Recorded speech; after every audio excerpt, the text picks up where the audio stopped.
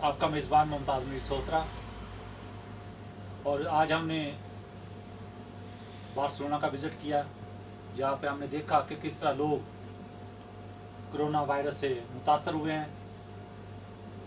और कुछ दोस्त अहबाब जो कारोबार से वो बसता हैं, मुमताज़ बिजनेसमैन हैं, उनसे हम पूछते हैं कि कोरोना वायरस ने किस तरह से लोगों को मुतासर किया है और उनके तासरात क्या हैं इस हवाले से, और उनको क्या फ़ायदा हुआ है। और मेरे साथ मौजूद हैं तारक साहब, और साथ मौजूद हैं जी नासर शरीफ कुंजाई साहब।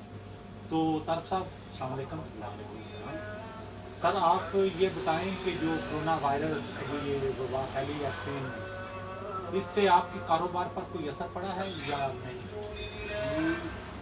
अस्सलाम वालेकुम सारे भरावां नूं कि बहुत ही लोग मुतासर होए ने इस कोरोना वायरस तो और बहुत ही हालात टाइट हो गए ने।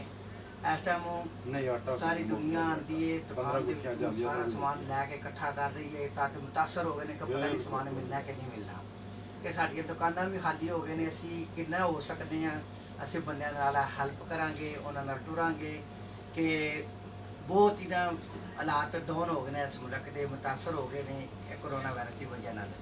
तो प्लीज़ इस हुकूमत बहुत अपने आप नूं कर रही है, बंदियां नाल मदद भी कर रही है, कोरोना का कंट्रोल भी कर रही है, लेकिन कितना हो सकता वो करते पे ने। असीं भी इंशाअल्लाह अल्लाह ताला अगे दुआ करने कि किदे किदे अगे ना लैके आया वे उन्होंने अल्लाह ताला सेहतयाब करे, उन्होंने बीमारी तो बचावे, इस कोरोना तो दूर रखे।